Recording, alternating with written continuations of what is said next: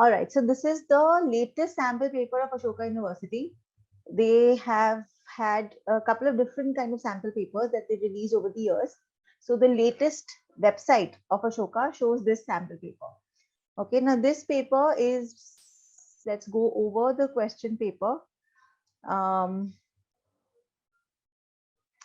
This paper has basically 3 sections that you have to do. Now, out of that, section 1 and 2 are compulsory right here. Okay, and you can do either of section C or D, but not both. Okay, so we are going to do section C, and A is about statistics. So statistics is compulsory in Ashoka. Okay, then B is about analytical reasoning. So this is all also part of statistics, actually, Venn diagrams and logical deductions. So that is the second part. And the third part is economics. Now, if you see the economics paper also, that has some questions given, and they say that more questions will come in the exam. So in the actual exam, 20 questions had come out of part C. Okay, so part C contained 20 questions. Now, I don't know the distribution of questions, honestly, that would be difficult to know. But in this sample paper that they have given they've given 11 questions on micro and just 1 on macro. Okay, so I don't know how the actual distribution of paper is going to be, but this is how it is right now. So what we'll do is what we are going to do is we'll start with this paper, this question. This is question number 12 of the latest Ashoka sample.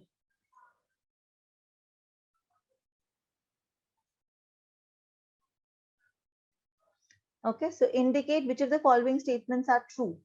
When the output gap is 0, the economy is on its short run Phillips curve, but converse is not true. Okay, so why don't you also indicate which of the following statements are true? When the output gap is 0, which basically means you're at the long run equilibrium, the economy is on its short run Phillips curve, but converse is not true. So when the output gap is 0 and the economy is at its long run equilibrium, it is also going to be in its short run Phillips curve, so that is fine. But what about the converse? If the economy is on its short run Phillips curve, does it mean it's on its long run equilibrium also? That's not true, right? So in the long run, you're at one particular point, right? That is the full employment or the natural rate of unemployment. So this is not true. So one is true because they say the converse is not true, right? So once the first statement is true, okay, the output gap is the ratio of actual to natural real GDP. This is fine. A shift of the supply curve results in a negative output gap. Not really, right? If the supply curve shifts out, it could also be a positive output gap. So third is incorrect. And fourth, when the output gap is 0, inflation is steady. Correct. So 1, 2, and 4. So the answer is actually A. So all of you who chose A, you got the right answer.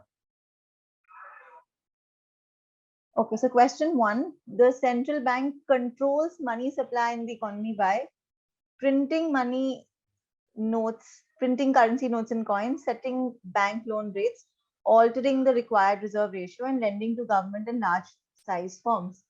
Now, a lot of you are saying A, that it controls money supply by printing money. So it generates money supply like this, but it doesn't really alter money supply on a day-to-day basis by printing more or printing less or burning if you want to, so reduce the money supply, you burn cash, and if you want to increase money supply, you print. That's not how it controls the supply of money, because you need to tweak the supply of money on maybe every fortnightly they meet and they decide on what to do. So that every fortnightly they don't do this business of printing more money and reducing supply. So this is actually not the answer. The correct answer is this. This is what it can easily do. So if it increases the required reserve ratio, it takes away liquidity in the economy. So money supply is the same, but it takes away liquidity in the economy. Okay, and it can reduce this and it can increase liquidity. So it can control the actual supply of money in the hands of the people, because when you increase the reserves ratio, more money is kept with the RBI. So the same money supply, but more percentages with the RBI. And if you reduce it, the same money supply, but more percentages with the people. So this is how you really control, not by lending, not by setting bank loan rates, but by altering the required reserve ratios. Which of the following is true? A rise in foreign income, other things being equal, worsens home country's trade balance. So what is the trade balance? Trade balance is exports minus imports. Foreign income increases exports. So it should not worsen the trade balance. It should actually improve it. So A is incorrect. A real depreciation by the home country improves the trade balance and hence decreases aggregate demand. Decreases is the wrong word. It should increase aggregate demand. So this is also incorrect. A rise in home income raises import spending and hence improves trade balance. Also incorrect, because a rise in home income raises import spending and hence it deteriorates the trade balance. So the answer is B, none of the above. The life cycle permanent income hypothesis predicts that the marginal propensity to consume out of transitory income is higher than the marginal propensity to consume out of permanent income. That's incorrect. Transitory income, marginal propensity to consume is lower. So A is wrong. Propensity to consume out of wealth is independent of age. Consumption is smoother than income over one's lifetime. Now this is definitely right, because your income varies, but you try to save when you're earning more, when you are, let's say, in your working age, and you try to spend that money when you are in retirement, and you try to have a smooth consumption. So C is definitely right, and marginal propensity to consume is constant over one's lifetime. I think both of them are related and incorrect, and it is C. So marginal propensity to consume is not the same, because you consume a lower amount of income when you are working. When you are working, you save a lot, right? So you try to save some bit, so you consume lower out of your working income, right? And then when you don't have income, when you're retirement, you consume a lot more, right? So that's why B and D both related, where it is independent of age. It's not independent of age. It depends on how old are you. So if you're younger, you'll probably save more, and as once your savings are then made, then you consume out of those, right? So B and D are incorrect, and I think C is the right answer. So the following is true. Unemployment is directly related to real GDP. Jobless recovery is a phenomenon where output increases and unemployment rate decreases in the economy. This is B is not true. This is actually true. Natural unemployment can be reduced by reducing unemployment benefits. No. So now we have between A and C. So fictional unemployment exists in the economy less than full employment. Not true. Fictional unemployment also exists in the economy is at full employment. So even C is incorrect. So we are only left with option A, which is that real GDP is related to is directly related to unemployment. That is true as Open's law. Which of the following relations is not true? GDP minus depreciation is equal to NDP. So gross minus depreciation is equal to net. So this is true. GDP less net factor payments is equal to GNP. This is not true. GDP. So if this is GDP, gross domestic product plus NFIA, okay, is equal to GNP, and NFIA is factor incomes earned from abroad minus factor income paid to abroad. Okay, so you just have factor payments less. This says less net factor payments abroad. It is not less. You add that. So B is not true. Disposable income is income plus transfers minus taxes. That's fine. And GDP is gross value added is equal to profit minus wages. D. So B is incorrect actually. Sorry, B is true. So all these three are true. B is also true because GDP less GDP plus NFI is equal to GNP, or in another way, minus NFI. So this is what they're saying. Net factor payments, instead of net factor income, they are saying net factor payments, which is minus NFI, and there's minus of that. So it's the same thing. So A, B, and C are both correct. D is not correct. So D is actually our right answer. Okay, number 6, the government wishes to raise equilibrium income by 1,000 crores in an economy in which the marginal propensity to consume is 0.75. Its chosen instrument is a tax cut. By how much the taxes will reduce? So we can simply make our SKM equation. Y is equal to C bar plus small c y minus t plus I bar plus g bar. When I do differentiation, I do dy is equal to small c dy minus dt. Then now dy is 1,000. Okay, small c is 0.75. I put that in and I can find the value of what dt is. So when I solve, I get dt is 250 by 3 into 4, which comes to 33.33 crores. So you reduce tax by 33.33 crores and you have a rise in income by 1,000. In the ISLM model, if investment demand does not vary with interest rate.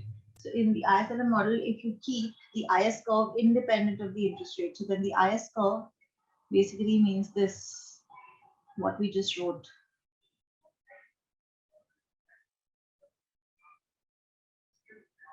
Okay, so the interest rate doesn't really matter, right? So this will basically give us a Y star, which means the IS curve is going to be vertical. Right? If IS curve is vertical, then what will happen? Which policy becomes ineffective? It's the fiscal policy, it's the monetary policy which becomes ineffective, because in this,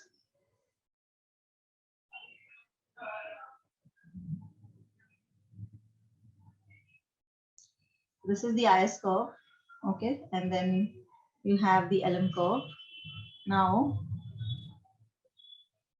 if you move the LM up or down, the policy is ineffective. So monetary policy is ineffective, fiscal policy is effective, because fiscal policy shall shift the IS curve out.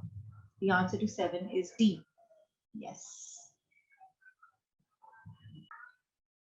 Okay. In the solar model of growth, a rise in the rate of depreciation. So if we just do the solar model of growth right here once.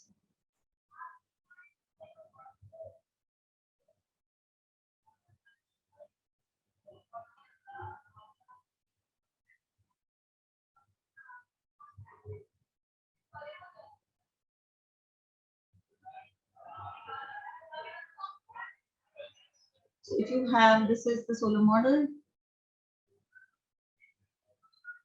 and this is the steady state K star. So if you have a rise in the rate of depreciation, what that is going to lead to is this, and it basically reduces the steady state level of K star. Okay, so that's going to be our answer. So A is definitely not our answer. Let's go to the other options. It lowers the steady state level of output per capita. So the answer is B. And now let's move on to question number 9. So the last question in this paper. The nominal exchange rate on January 1 was 10 Mexican pesos is equal to $1 US. We are informed that the dollar has since depreciated in real terms. What does this imply? Okay, so the real exchange rate is equal to the nominal exchange rate, and then depending on the way it is written. So if I write, okay, so if I just take it as the Mexican exchange rate, let's say if I take it in terms of Mexico, so 10 Mexican pesos is equal to $1 US. So I'm taking the domestic currency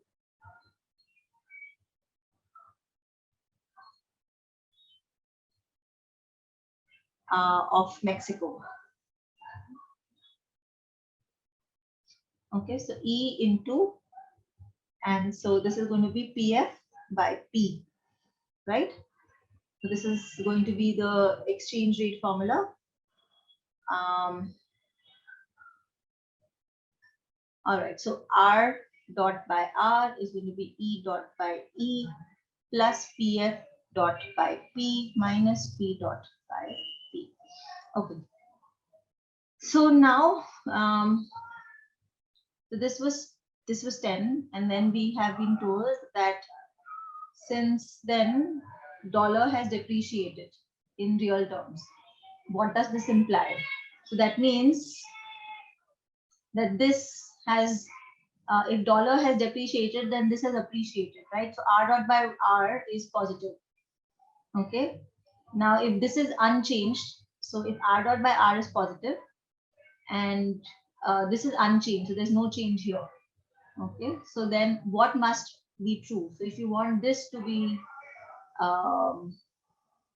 basically more than 0, this has to be, so if you want this to be more than 0, that means PF dot by PF minus P dot by P has to be positive. So inflation in the US is there, but not in Mexico. So the answer to that, or inflation in the US exceeds that of Mexico. So C should be the right answer, because PF dot by PF, so foreign price, the change in foreign price is more than the change in the domestic price. So it's inflation in the US exceeds that in Mexico. So the answer is C. Ashoka University sample 4.1 sample questions. This is Ashoka sample paper 1. Although spinach is rich in calcium, it also contains large amounts of oxalic acid, a substance that greatly impedes calcium absorption by the body. Therefore, other calcium-containing foods must be eaten either instead of or in addition to spinach if a person is to be sure of getting enough calcium. Which of the following, if true, most seriously weakens the argument above? So basically, the argument is that apart from spinach, we should also eat other calcium food, because oxalic acid, which is a part of spinach, does not get absorbed, ensures that the calcium does not get absorbed. Okay, so we need more calcium food with spinach. That is what the argument is, that spinach के साथ साथ में और भी calcium rich food हमें खाना चाहिए. Look at the options. The options are rice, which does not contain calcium, counteracts the effects of course. Dairy products which contain even more calcium than spinach are often eaten by people. This is supporting neither the calcium nor the oxalic acid in spinach is destroyed when the spinach is cooked. This is not this is basically stating the statement itself, that oxalic acid and the calcium is preserved when the spinach is cooked. Oxalic acid has little effect on the bodies other than calcium. Okay, the answer is A. Rice, which does not contain calcium, counteracts the effects of oxalic acid on calcium absorption. So basically the argument was you should have more calcium rich food along with the spinach. A says if you have a rice which does not contain calcium, but it counteracts the effect of oxalic acid, will make sure that the calcium in the spinach is absorbed. So the argument that you need to have more calcium rich food along with the spinach is weakened by option A. Okay, so this is my answer. Ashoka sample 4.1, question number 2. What is the negation of the following statement? All Chinese citizens speak Mandarin. All Chinese citizens speak Mandarin. The negation of this will be there is at least one Chinese who does not speak Mandarin. All Chinese speak Mandarin. Opposite, at least one Chinese does not speak Mandarin. Some Chinese citizens do not speak Mandarin is the answer that I'm looking at. Okay. Now, number 3 is, which of the following statement is not equivalent? If an animal is a primate, then it is a mammal. So animal is a primate, then it is automatically a mammal. So if an animal is not a primate, then it is not a mammal. Incorrect. D is the answer. All primates are mammal is equivalent. There does not exist a primate that is not a mammal. Equivalent. If an animal is not a mammal, then it is not a primate. Yes, because if it is not a mammal, that means that I am mammal complement, then I am automatically a primate complement. Okay, so answer is D for 3. I hope it is understandable to everyone. Please raise your hand if it is okay. All right. Find the missing number in the following series from the options given below. So please notice 6 into 4 is 24. 5 into 5 is 25. 24 into 6 is 144. Therefore, the next number will be 25 into 7. 25 into 7 will be 175. This is what my answer will be. All right. Ashoka sample 4.1, question number 5. There are 6 persons A, B, C, D, E, and F. C is the sister of F. B is the brother of E's husband. D is the father of A and grandfather of F. So D is the father of A. So D is a male A and grandfather of F. C is the sister of F. B is the brother of E's husband. Okay. So C is the sister. So C is a girl. F male. B is the brother of E's husband. So A is married to E and B is the brother. Okay. So A is male, B is male. There are 2 fathers. Yes. Who are the 2 fathers? The 2 fathers are D and A. D is the father of A is the father of F and C. There are 3 brothers. Who are the 3 brothers? A is the brother of B, B is the brother of A, and F is the brother of C. There is a mother in the group. Who is the mother? E is the mother of F and C. Which of the following is the group of brothers? A, B, F is the group of brothers. ठीक है? 56% of you have marked C, which is perfect. B, A, B, F, perfect. The best way to do question number 6 is to take a particular assumption and then find out a contradiction. So X, Y, and Z, one of them is a truth teller, one of them is a liar, and the other is a normal person. They all know each other's type. So if I assume that X is a normal person, saying that I'm a normal person, then Z will always be a liar because Z is saying Y is a normal person, and Y will automatically be the truth teller. So Y said X and Z sometimes tells the truth, which itself is a lie. So Y cannot be the truth teller. So my assumption that X was a normal person and then I moved forward is itself incorrect. Okay. So let's take X to be a liar. I am a normal person and X is not a normal person. Y is the normal person. Therefore, Z is the truth teller. Now, do I have a contradiction? Answer is no, I don't have a contradiction. X and Z sometimes tells the truth is a lie. So Y is a normal person. X said I am a normal person, which is a lie. Z said Y is a normal person, truth teller. So answer is X is a liar, Y is a normal person, Z is a truth teller. This is a repetition of a DSC question. Exactly the same question has come in DSC. It's a pick and copy and paste. Okay. So question number 6 is that the vowel language has only two alphabets, O and W.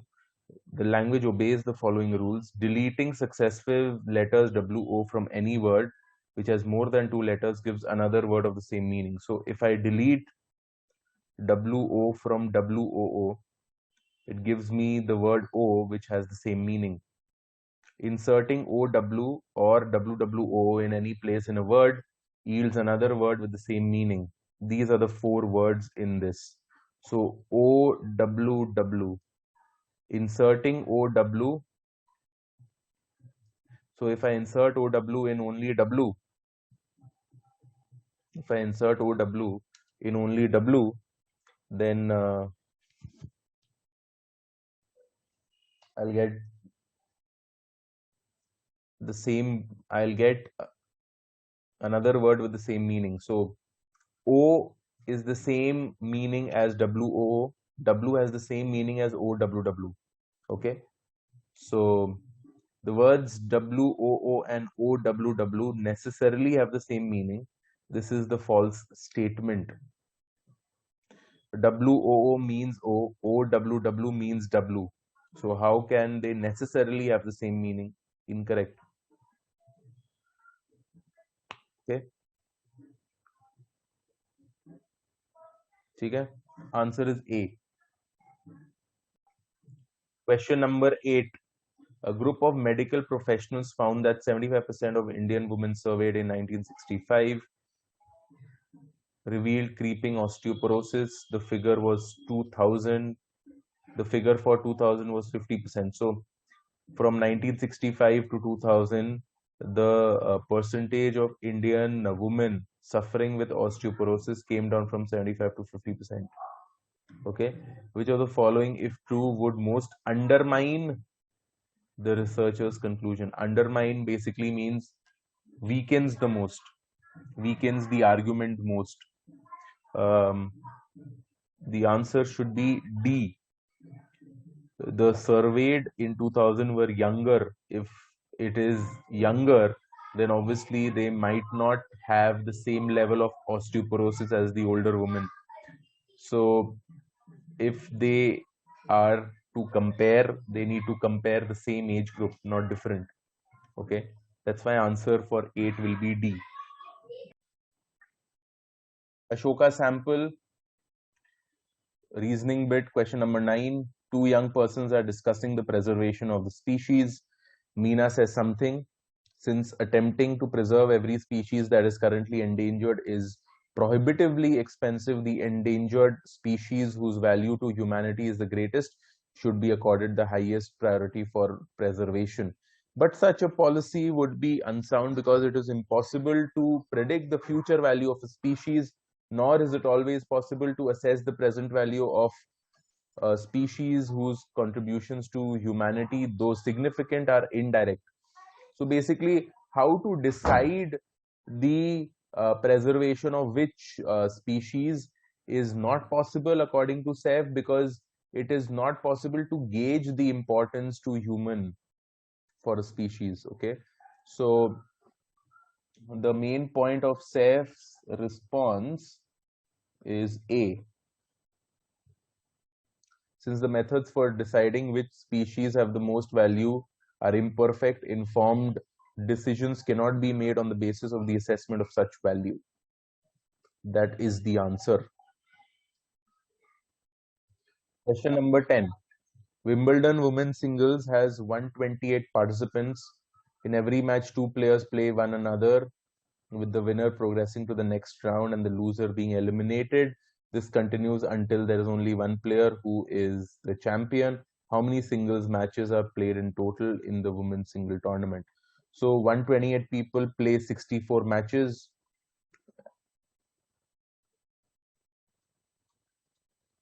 The next round plays 32 matches. The next round of 16, a round of 8. This is basically the quarterfinal, semi-final. Sorry, this is the quarterfinal, 4. Okay, so 64 plus 32, 16, 2, and then 1. If I sum it up, what is the summation? A into 1, 2, 3, 4, 5, 6, 7 to the power 7 minus 1 by 2 minus 1 to the power 7 minus 1 is 127. C is my answer. Number 11, if there are no economists that aren't social scientists, therefore all economists have to automatically be social scientists. Let's choose all economists have to be social scientists, and no statisticians that aren't economists. So all statisticians have to be economists. Then which of the following statement is always true? All statisticians will be social scientists. B. That's it. No economists that aren't social scientists. So negation of a negation means all economists are social scientists. No statisticians that aren't economists, therefore all the statisticians have to be economists. Negation of a negation again. Okay, so statistician has to be a subset of social scientists as well. So answer is Bombay. Question numbers 12 and 13. Okay, A, B and C both contain 10 integers.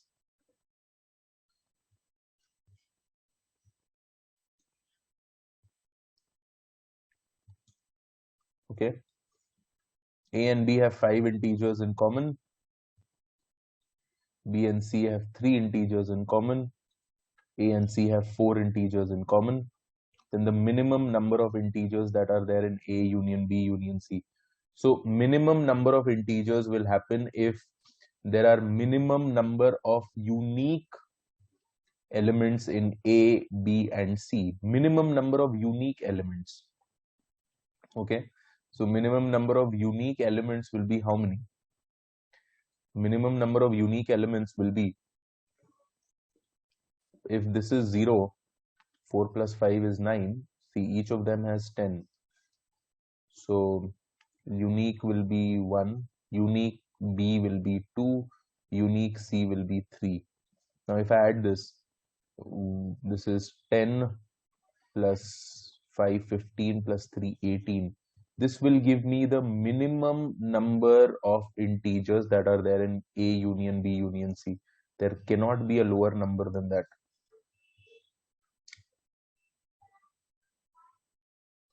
Minimum number will happen if I have minimum unique elements.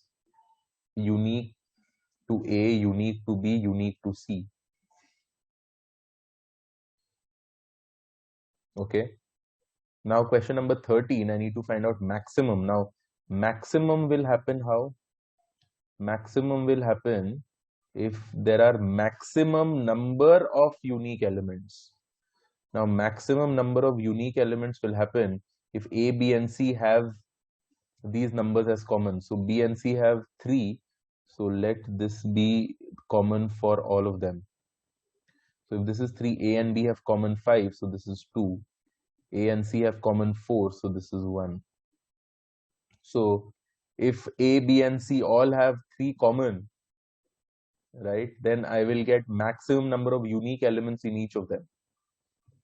So A and B 3 plus 2 5, A and C 1 plus 3 4, B and C is 3 plus 0 3. Okay, so how many unique elements are there in A? 10 minus 6 4, 10 minus 5 5, 10 minus 4 6. So 10 plus 5 15 plus 6 21. This is the maximum number of integers that can be there in A union B union C, 21. when I have maximum unique elements in each of A, B, and C. Okay. So 14, there are 5 books A, B, C, D, and E. A is placed above E. A is placed below E. C is placed above D. B is placed below A. D is placed above E.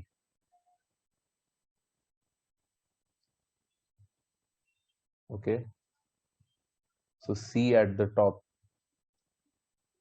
A, B, C, D, E. C is at the top. A is below E. C is above D. B is below A. And D is placed above E. Okay. C, D, E, A, B. Then which other book is on the bottom? B. Okay.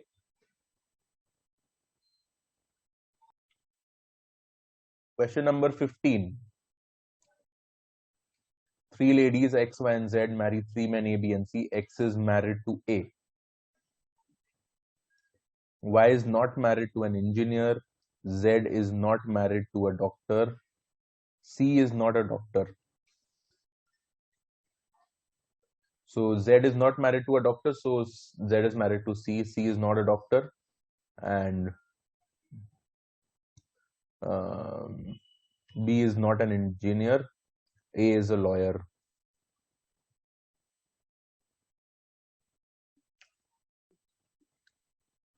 Okay. So Y is married to C, who is an engineer. Y is not married to an engineer. Z is not married to a doctor. X is married to a lawyer. None of the above. 16. There are 3 possible routes that Ravi can take to get back home from work. Call them routes A, B, and C. On certain days, all 3 routes are available, while on other days, because of road repairs, only 2 are available. Ravi employs the following reasoning when choosing the available route. He first tries to choose by eliminating routes on the basis of traffic. Specifically, whenever any available route has more traffic than another available one, he eliminates from his consideration the one with more traffic, obviously. If this criterion is not decisive, that is, more than one route remains that cannot be eliminated on the basis, he chooses amongst the non-eliminated routes on the basis of the length of the route. Specifically, he prefers shorter routes to longer ones. It is known that C is shorter than A is shorter than B. Further note that B has less traffic than C. So B will be preferred to C. Okay. But traffic comparisons are hard to make among the other routes. So A is shorter than B. B and A specifically, I cannot comment about. I cannot comment about the traffic comparisons between A and B. So A and B are indifferent. Therefore, I will prefer A over B only because A is a shorter route than B. B and C, I will prefer B because less traffic. A and B, I will prefer A because shorter, because I cannot compare them on the basis of the traffic. So A is the route that Ravi will choose. Answer is A. Question number 17 is a continuation of question number 16. Consider the same information as question number 16. Which of the following statement is true? When routes A and B are available, Ravi chooses B. No. Basically, what we got, C less than A less than B, and A is preferred over B is preferred over C. When B and C are available, Ravi chooses B. When A and C are available, Ravi chooses route A.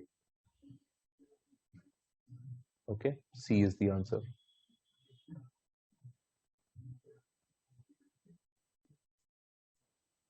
Question number 18. 5 to the power 44, 44 log 5. If I take log 53 log 4. Okay. log 5 is approximately 0.7. 44 into 0.7,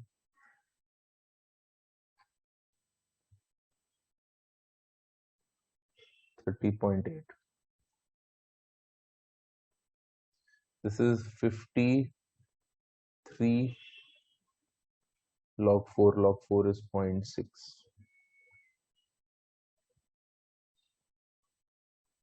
31.8. So obviously 31.8 is greater than 30.8. Therefore 53 log 4 will be greater than 44 log 5.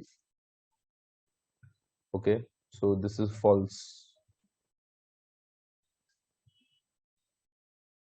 First one is definitely false. Second one, if you have taken a look at my video on number systems where I explain that how by logarithm you can find out the number of terms available for a particular number. So what we do there is we find out the ceiling function.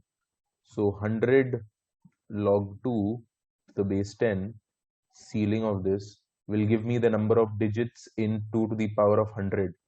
So that is basically 30.1. So that's 31 digit number plus 100 log 3. 100 log 3 is basically 48, 47 point something. So 48 digit number. 31 digit number plus a 48 digit number will be maximum 49 digit number, not more than that. 4 to the power 100 will be a 61 digit number. 61 digit number obviously greater than a 49 digit number. 61 digit number greater than 49 digit number. Therefore, second one is true. Question number 19. The rightmost non-zero digit of the number. Now, the rightmost non-zero digit will come from 3. Okay, this is basically 3 into 10 to the power of 2720. So 10 to the power of 2720 will basically give me all zeros. Okay, the rightmost non-zero digit will come from 3. Now 3 to the power 1, last digit 3, 3 square, last digit 9, 3 cube, last digit 7, 3 to the power 4, last digit 1, 2781. Then again 3 to the power 5 will be 243. So 3 in the end. Okay, 3971, 3971, 3971. So 3 follows a cycle of 4. Every 4 cycle 3971 is happening. Okay, so basically what goes on is 2720 divided by 4 gives a remainder of 0. So that means that 2720 is a multiple of 4. Multiple of 4, last digit is 1. Remainder 1, last digit 3. Remainder 2, last digit 9. Remainder 3, last digit 7. Remainder 0, last digit is 1. Answer is A. So you need to think about the cycle of 3. What will be the last digit if I do 3 to the power of something? Okay, that's how we get this answer. 19 is A. Number 20.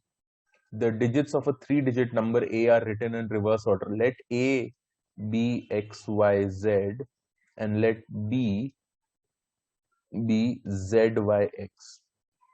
Okay, so the number A is basically hundreds place X, tens place Y, and then units place Z. The number B is basically hundreds place Z, tens place Y, and units place X. B minus A. B is greater than A. B minus A is basically 99Z minus 99X, which is basically 99 into Z minus X. Now B minus A is perfectly divisible by 7. So 99 into 7 minus into Z minus X, this is divisible by 7. That basically implies Z minus X has to be equal to 7. Please understand, X, Y, and Z are basically numbers like 0, 1, 2, 3, 4, 5, 6, 7, 8, 9. So Z minus X is 7, right? And 3-digit number. So X has to be minimum 1. X has to be minimum 1, right? X has to be minimum 1 and maximum it can be 2. Maximum value of X is 2. The reason behind that is Z minus X is equal to 7. Max value of Z can be 9. 9 minus what is equal to 7? 9 minus 2 is equal to 7. So the maximum value that X can take is 2.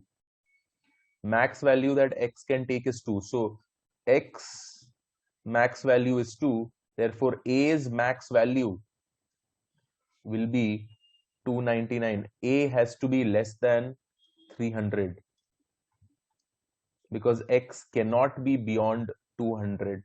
X cannot be beyond 2. So remove all the options where I have 3 as well here. Answer is A. Basically, 299 is such a number. 299.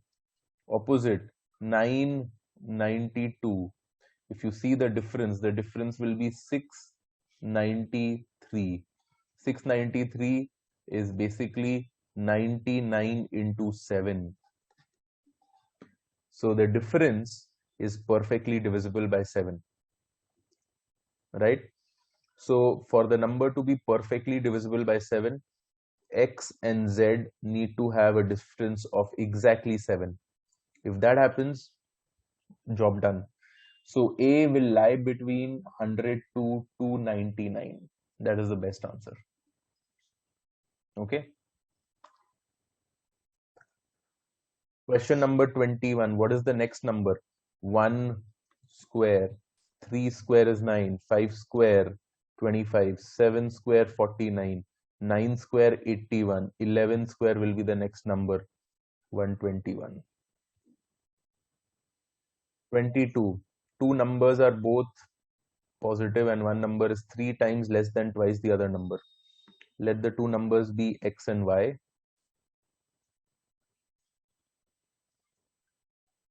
Product is 170. One of the number is 2 times 3 less than twice the other number. X, sorry, 2y minus X is equal to 3.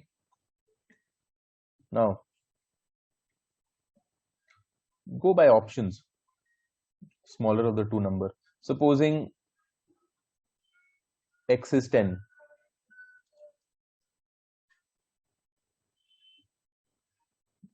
Supposing Y is 10. Supposing 2y minus 3. 2y minus 3. 17. 17 into 10. 170. Array. Perfect. Option A. If we go by options, we'll just get the answer. 14 into 2. 28 minus 3. 25. 25 into 14 is not 170. It's much higher. So lowest number will be 10. In all other options, the product will not be 170. Okay. 23, it's an English question, basically. Economic policy today must be flexible enough to change constantly and to adapt to outside and internal conditions, even as they evolve. Such an approach requires the policymaker to be open in mid-course correction. Further, it calls for a willingness to shut down. Answer is A. Okay, that's the best option amongst all the answers. 24. A study by a multilateral bank found that a particular state recorded the highest rate of industrial growth among states in India for a whole decade. From this, the authors concluded that this state must be considered a manufacturing powerhouse. Which of the following, if true, would most undermine the description? Oil refining by a single firm accounted for 75% of industrial output, and oil refining has grown a lot in the last decade. So this is an anomaly. If it is an anomaly, it does not make the state a manufacturing powerhouse. It just happened by chance that one firm is accounting for such a high industrial growth rate in a particular state. Okay. So 24 most undermine or most weakens the argument is B, Bombay. English question number 25. Arrange these sentences. Best answer will be Bombay. Okay. We start with only a bank. Only a bank that fears losing its deposit base or incurring the wrath of its shareholders is likely to recognize losses in a timely manner. In many of our banks, such market discipline is simply not present at the moment.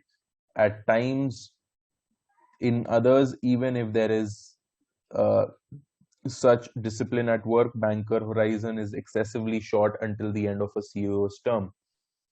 At times, banks lobby for regulatory forbearance, but beyond a point, concessions in recognizing losses just ends up being a strategy of kicking the can down the road and leaving them as legacy. Yeah, 3241. 3241 is the answer.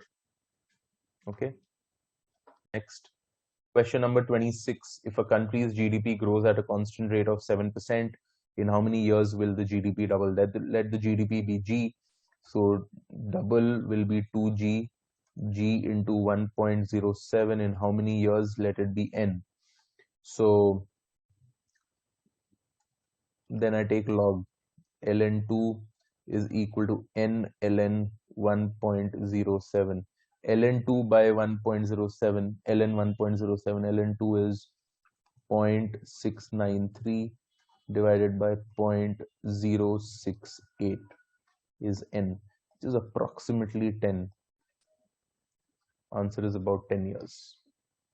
Okay? That's basically 693 by 68.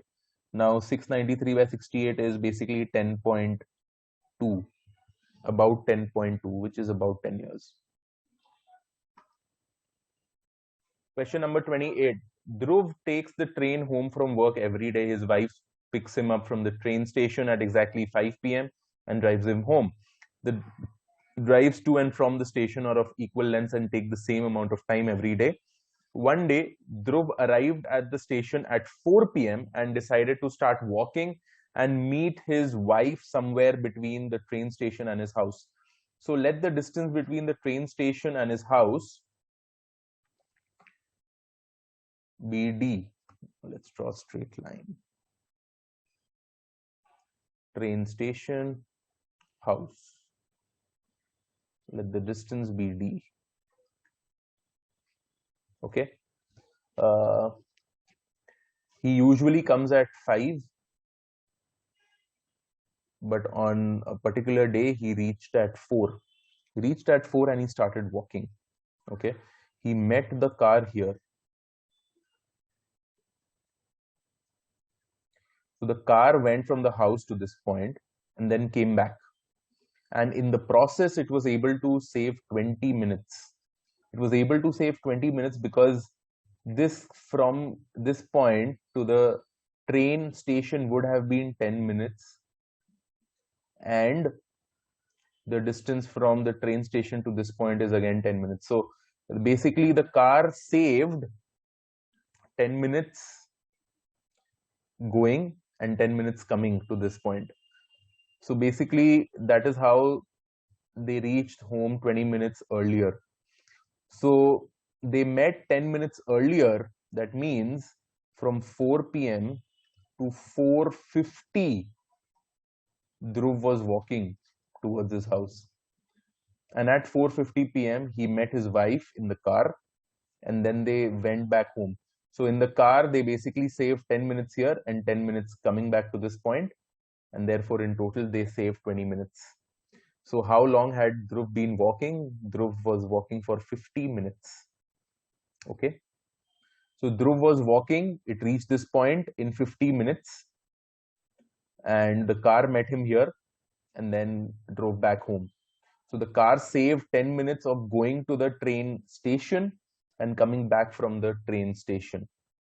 That's why the car saved 20 minutes. Okay, so 50 minutes is my answer.